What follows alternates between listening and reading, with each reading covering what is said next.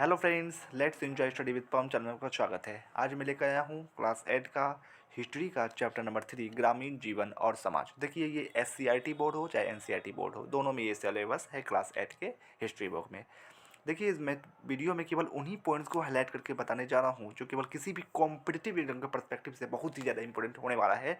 इसीलिए आप लोग वीडियो पूरा जरूर देखिएगा। तो ये स्टार्ट करते हैं अपने इस वीडियो को।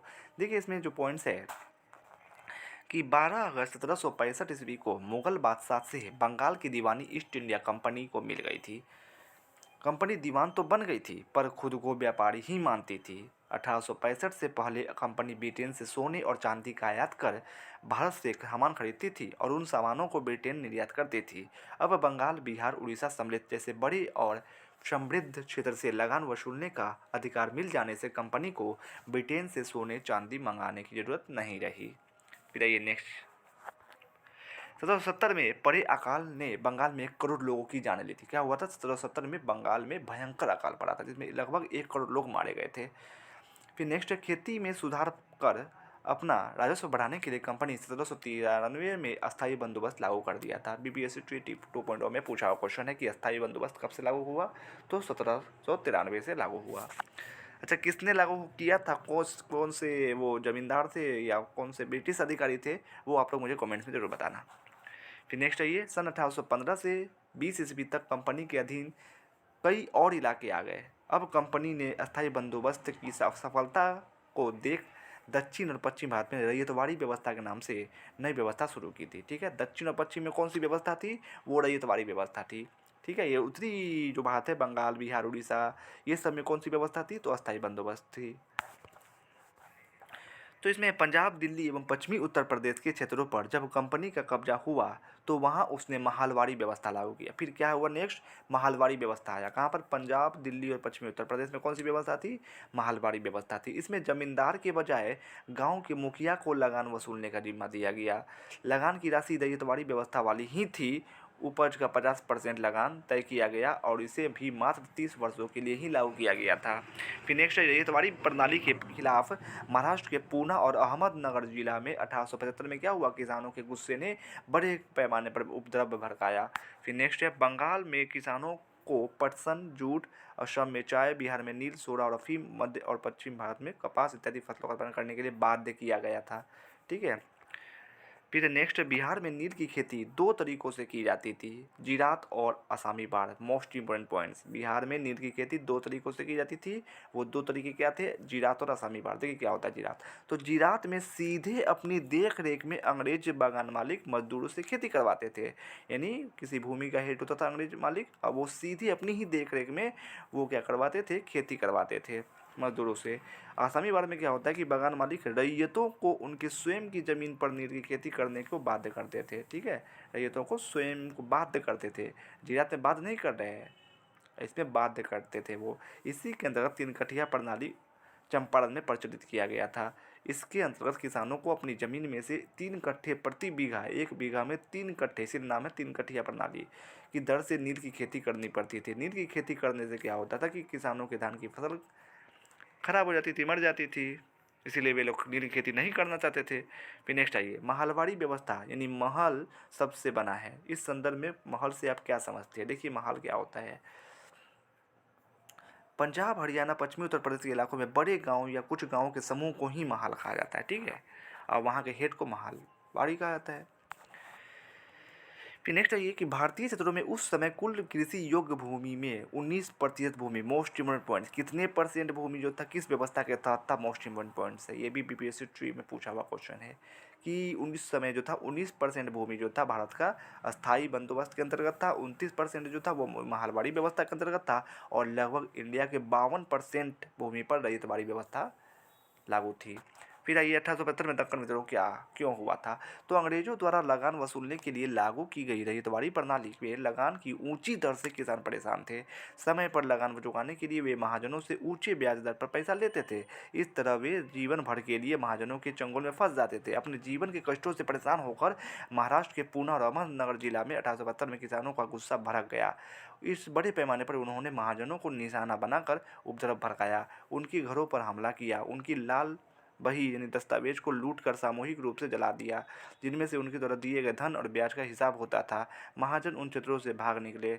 महाजनों के शोषण के विरुद्ध इस संघर्ष को दक्कन विद्रोह के रूप में जाना गया। फिर आइए, नकदी फसल क्या होता है, तो गन्ना, नील, तंबाकू, अफीम, पटसन, जूट, चाय, सोडा, कपास आदि, जो इससे मतलब पैसा उगाने के लिए ही क्या करते हैं हम, सिर्फ पैसा उगाने के लिए नहीं, सॉरी, पैसा कमाने के लिए जो चीज़ उगाते हैं उसी को क्या बोलते हैं हम लोग, नकदी फसल बोलते हैं। फिर नेक्स्ट ये नील के पौधे से पत्तियों को तोड़कर पहले एक कुंड में गर्म पानी में कई घंटों तक डुबाया जाता है। इस हौद को हम किण्वन या स्टीपर कुंड कहा जाता है। ठीक है, जैसे नील के जो पौधा बड़ा हुआ तो उसके पौधे की पत्ती क्या किए हम तोड़ करके एक कुंड में गर्म पानी में कई घंटों तक छोड़ देते हैं। इस हौद को यानी जिस हौद में छोड़े हैं गर्म पानी करके नील की पत्ती को, उस हौद को क्या बोलते हैं, किण्वन या स्टीपर कुंड कहा जाता है। फिर नेक्स्ट है ये दूसरे हौद, उसके बाद क्या करते हैं हम उस पत्ती को निकालते हैं दूसरे हौद जिसको हम वीटर वाट बोलते हैं। तो एग्जाम पूछ सकता है कि नील खेती में प्रयुक्त होने वाले दूसरे हौद तो क्या बोलते हैं, तो वीटर वाट बोलते हैं। तो वीटर वाट में इस घोल को लगातार हिलाया जाता है और पैडलों से खंगाला जाता है। जब वह द्रव हरा और उसके बाद नीला हो जाता है था तो हौद में चूने का पानी डाल दिया जाता था। धीरे धीरे नील की पपड़ियाँ नीचे जम जाती थी और ऊपर साफ द्रव निकल जाता था। द्रव को छानकर अलग कर लिया जाता था और नीचे जमी नील की गाद यानी नील की लुगदी को दूसरे कुंड यानी निर्धारण कुंड में डाल दिया जाता था। इसके बाद उसे निचोड़ कर बिक्री के लिए सूखा दिया जाता था। अंत में दबाकर सांचों में ढाल लिया जाता था। नील की लुगदी को काटकर मजदूर उन पर मुहर लगा देते थे। अब नील के बिक्री के लिए पूर्णतः तैयार हो जाता था। फिर नीचे आइए, वस्तुनिष्ठ प्रश्न देखिए कि बिहार में अंग्रेजी के समय किस तरह की भूमि व्यवस्था अपनाई गई थी, तो अस्थायी बंदोबस्त अपनाई गई थी। ये हालांकि ये गलत होना चाहिए, किस तरह भूमि अपनाई बिहार में, अच्छा बिहार में, हाँ सही है, बिहार में क्या थी, अस्थायी बंदोबस्त थी। ठीक है, साउथ इंडिया में कौन थी, रईसवाड़ी व्यवस्था। और ये पंजाब, पश्चिमी उत्तर प्रदेश, दिल्ली में कौन सी व्यवस्था थी, तो महलवाड़ी व्यवस्था थी। सही है ये। फिर नेक्स्ट है ये दूसरा क्वेश्चन, अंग्रेजों के आने के पहले भूमि का मालिक कौन होता था, अंग्रेजों के आने के पहले भूमि का मालिक राजा होता था। तीसरा क्वेश्चन, रैयतवाड़ी व्यवस्था में जमीन का मालिक किसे माना गया है, तो किसानों को ही माना गया है रैयतवाड़ी व्यवस्था में। फिर नेक्स्ट है अंग्रेजी शासन द्वारा भारत में अपनाई गई भूमि व्यवस्थाओं का प्रमुख उद्देश्य क्या था, तो अंग्रेजी शासन द्वारा भारत में अपनाई गई भूमि व्यवस्थाओं का प्रमुख उद्देश्य था अपनी आय बढ़ाना। फिर ये मिलान कीजिए, तो देखिए क्वेश्चन ऊपर में नीचे आंसर है, महलवाड़ी पंजाब में थी वो व्यवस्था। फिर नील दर्पण नीलबंधु मित्र ने लिखा है। नकदी फसल बिहार में थी, बिहार में प्रचलित थी। फिर अस्थायी भूमि व्यवस्था 1793 में लाया गया, यानी अस्थायी बंदोबस्त को। फिर ऐसे अस्थायी बंदोबस्त की विशेषताओं को बताया, तो अंग्रेज ऐसी व्यवस्था चाहते थे जिसमें उन्हें ज़्यादा से ज़्यादा एवं नियमित धन लगान के रूप में प्राप्त होता रहे। इसके लिए सन 1789 ईस्वी के आसपास कंपनी सरकार ने जमींदारों के साथ एक करार किया है, जिसके अंतर्गत उनके द्वारा कंपनी को दिया जाने वाला लगान 10 वर्षों के लिए तय कर दिया गया। यह राशि जमींदारों द्वारा किसानों से वसूले गए लगान का 9/10 भाग तय किया गया। कितना, 9/10 भाग, यानी सपोज दैट 10 किलो और किसान उगाता है तो 9 किलो क्या करेगा, वो जमींदार ही लेगा। आगे चलकर 1793 में इसी राशि को हमेशा के लिए निश्चित मान लिया गया। इसे ही अस्थायी बंदोबस्त का कहा गया, क्योंकि वो क्या बोला 1793 में, मतलब वो उसके बाद बोला कि अंग्रेजी का अधिकारी क्या बोला कि वो परमानेंट ही रहेगा वो, अब इसीलिए इसको अस्थायी बंदोबस्त बोला। किसानों को उपज को यदि 100 मान लिया जाए तो इस व्यवस्था के तहत कंपनी सरकार को उसमें से लगभग 45% हिस्सा प्राप्त होता था। जमींदार और उसके खरीदे जो थे अपने लिए करीब 15% हिस्सा वसूल लेते थे और शेष 40% यानी 45% तो अंग्रेज को जाएगा ही, बाकी 15% वो अपने लिए रखते थे, यानी 60% हुआ और बात 40% ही वो किसान अपने पास रखते थे। वो यानी बीच में ये फालतू का खा रहा था, 45% इंग्लैंड वो इंग्लिशमैन और ये 15% जमींदार लोग फालतू का खा रहा था ये इस व्यवस्था में। फिर देखिए ठेकेदारी व्यवस्था शुरू की। ठेकेदारी व्यवस्था बस उसमें क्या होता है कि कोई एरिया का जो है हम किसी आदमी को दे देते हैं ठेकेदारी की, आप इतना जो है हमको प्रत्येक महीने आप हमको इतना भूमि से आप इतना टैक्स दीजिएगा, मतलब ठेकेदार के तौर पर, उसी को ठेकेदारी व्यवस्था कहते हैं। फिर नेक्स्ट पैराग्राफ पर चलते हैं या नहीं है, फिर नेक्स्ट पेज पर चलते हैं। आइए वस्तुनिष्ठ प्रश्न, अस्थायी बंदोबस्त को कब लागू किया गया था, तो 1793 में। 1790 तक कंपनी के अधीन कौन सा इलाका था, तो बंगाल तथा आंध्र प्रदेश के कुछ इलाके थे। प्रिंसिपल ऑफ पॉलिटिकल इकोनॉमी पुस्तक किसने लिखी है, तो रिकार्डो ने। 1817 ईस्वी में स्कॉटलैंड के अर्थशास्त्री थे। फिर नेक्स्ट रैयतवाड़ी व्यवस्था भारत के किन इलाकों में शुरू की गई थी, तो दक्षिण और पश्चिम भारत में शुरू की गई थी। महलवाड़ी व्यवस्था भारत के किन क्षेत्रों में लागू की गई थी, तो पंजाब, दिल्ली और पश्चिमी उत्तर प्रदेश में लागू की गई थी। सही जोड़े बनाए, देखिए यहाँ क्वेश्चन नीचे आंसर दिया। दक्कन विद्रोह कहाँ हुआ था, कब हुआ था, 1875 में।